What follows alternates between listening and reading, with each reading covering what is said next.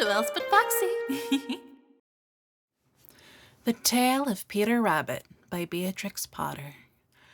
Once upon a time, there were 4 little rabbits, and their names were Flopsy, Mopsy, Cottontail, and Peter.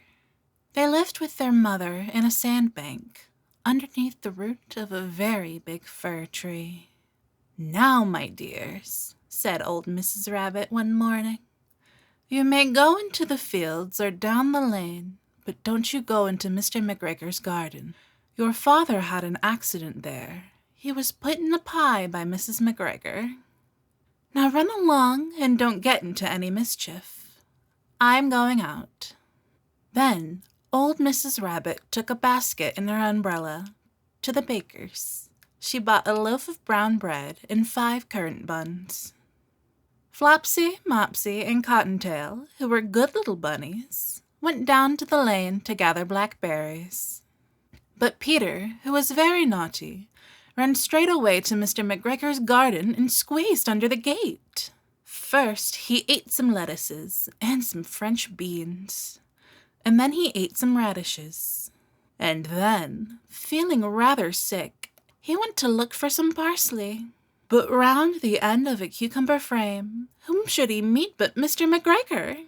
Mr. McGregor was on his hands and knees, planting out young cabbages, but he jumped up and ran after Peter, waving a rake and calling out, "Stop, thief!" Peter was most dreadfully frightened.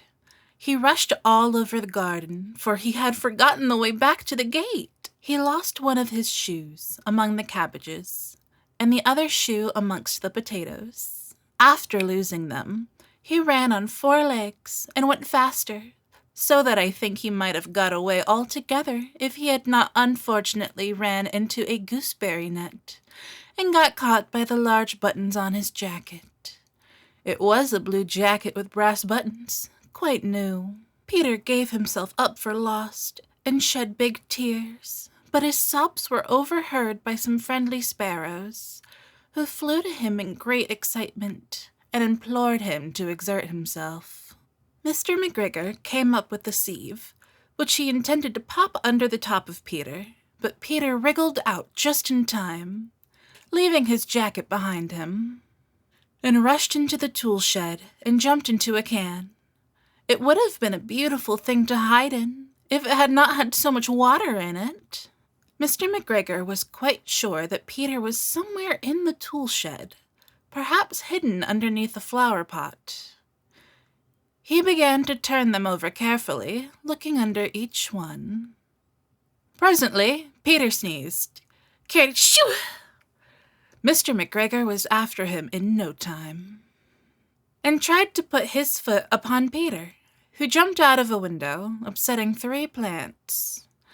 The window was too small for Mr. McGregor, and he was tired of running after Peter. He went back to his work. Peter sat down to rest. He was out of breath and trembling with fright, and he had not the least idea which way to go. Also, he was very damp with sitting in that can. After a time, he began to wander about, going lippity-lippity, not very fast, and looking all around. He found a door in a wall, but it was locked, and there was no room for a fat little rabbit to squeeze underneath. An old mouse was running in and out over the stone doorstep, carrying peas and beans to her family in the wood. Peter asked her the way to the gate, but she had such a large pea in her mouth that she could not answer. She only shook her head at him. Peter began to cry. Then he tried to find his way straight across the garden, but he became more and more puzzled. Presently he came to a pond where Mr. McGregor filled his water cans. A white cat was staring at some goldfish. She sat very, very still, but now and then the tip of her tail twitched as if it were alive. Peter thought it best to go away without speaking to her. He had heard about cats from his cousin, little Benjamin Bunny. He went back towards the tool shed, but suddenly, quite close to him, he heard the noise of a hoe, Scritch! Scratch, scratch, scritch! Peter scuttered underneath the bushes. But presently, as nothing happened, he came out and climbed upon a wheelbarrow and peeped over. The first thing he saw was Mr. McGregor hoeing onions. His back was turned towards Peter, and beyond him was the gate. Peter got down very quietly off the wheelbarrow and started running as fast as he could go, along a straight walk behind some black currant bushes. Mr. McGregor caught sight of him at the corner, but Peter did not care. He slipped underneath the gate and was safe at last in the wood outside the garden. Mr. McGregor hung up the little jacket and the shoes for a scarecrow to frighten the blackbirds. Peter never stopped running or looked behind him till he got home to the big fir tree. He was so tired that he flopped down upon the nice, soft sand on the floor of the rabbit hole and shut his eyes. His mother was busy cooking. She wondered what he had done with his clothes. It was the second little jacket and pair of shoes that Peter had lost in a fortnight.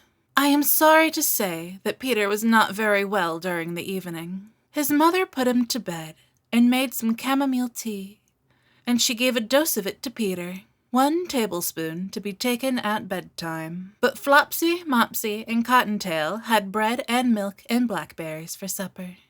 The end.